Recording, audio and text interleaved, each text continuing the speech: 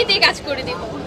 হ্যাঁ, আমি তো অবশ্যই বাংলাদেশের সানি লিওন। নাকটা একটু চোকা চোকা, আর আমার চোখ দুইটা মায়াবী, অ্যান্ড হচ্ছে আমার ঠোঁটগুলো হচ্ছে গোলাপের মতো সুন্দর, আর গাল দুইটা হচ্ছে লাল লাল টমেটোর মতো, এমন হচ্ছে আমার জিরো ফিগার। তো আমার কাছে মনে হয় যে আমি অনেক সুন্দর। So hello bye brothers, welcome back once more. আশা করি তোমরা সকলেই ভালো আছো এন্ড আল্লাহর রহমতে আমি অনেক বেশি ভালো আছি। তো আজকের ভিডিও টপিকটা হচ্ছে এই ম্যাগিটাকে নিয়ে। গাইস, তোমরা যারা যারা সোশ্যাল মিডিয়াতে একটু অ্যাক্টিভ আছো, তোমরা নিশ্চয়ই কিছুদিন যাবত এই ম্যাগিটাকে বারবার সামনে দেখতেছো। আসলে এই ম্যাগিটা নিজেকে বাংলাদেশের সানি লিওন দাবি করে।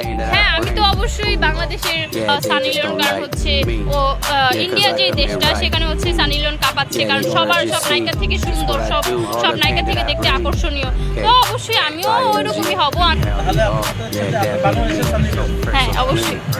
গাইস, তোমরা একটা জিনিস বিশ্বাস করলে করো আর না করলে নাই, বাংলাদেশে বিভিন্ন জিনিসের অভাব থাকলেও এই সকল খানকি মাগিদের কোনো প্রকার অভাব নাই। না মানে এরা শুধু পারে না নিজেদের কাপড়টা খুইলা ক্যামেরার সামনে ভিডিও করতে। বাংলাদেশ একটা মুসলিম কান্ট্রি হওয়া সত্ত্বেও এরা ক্যামেরার সামনে যে পরিমাণ অশ্লীলতা করে, যদি এটা বাংলাদেশে না হয়ে মিডল ইস্টের বা বাইরে দেশের কোনো কান্ট্রি হইতো, তাহলে দেখতে যারা পাবলিক সোশ্যাল মিডিয়াগুলোতে ওপেনলি পর্ন ভিডিও বানাইতেছে। আমার কথাগুলো হয়তো তোমাদের কাছে খারাপ লাগতে পারে, কিন্তু এটা তোমরা মানলে মানো, আর না মানলে কিছু করার নাই। আর সবই হচ্ছে যে মুতার জায়গায় মুতা করতে হবে।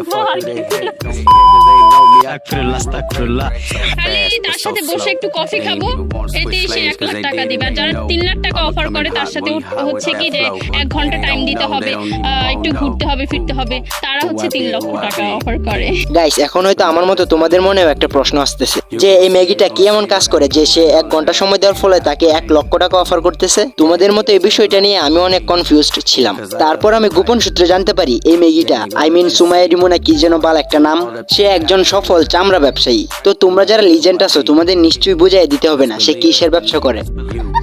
You gon' see what I do and all of that pain that I bring. Yeah, they just don't like me. Yeah, cause I come here right. Yeah, they gonna just আমাকে 4-5 জন মিলে ধর্ষণ করে দিয়েছে। বাহ, কি অসাধারণ কন্টেন্ট। মানে এদের কি কোনো ফ্যামিলি নাই, আত্মীয় স্বজন নাই?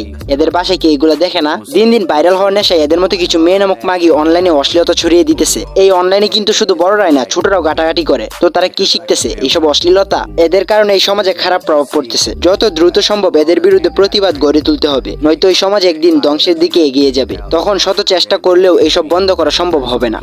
আমার শরীর, আমি বিকিনি পরবো না বোরখা পরবো, আমার ডিসিশন। হ্যাঁ, আমি ছোট কাপড় পরবো, খুলে রাখবো নাকি ঢেকে রাখবো, এটা আপনার জন্য রাখবো না। আমি যদি খুলে রাখি আমার জন্য রাখবো, ঢেকে রাখলো আমার জন্য রাখবো। আপনার যদি উত্তেজনা হয় আমাকে দেখে, এটা আপনার সমস্যা, আপনার নিজেকে কন্ট্রোল করতে হবে।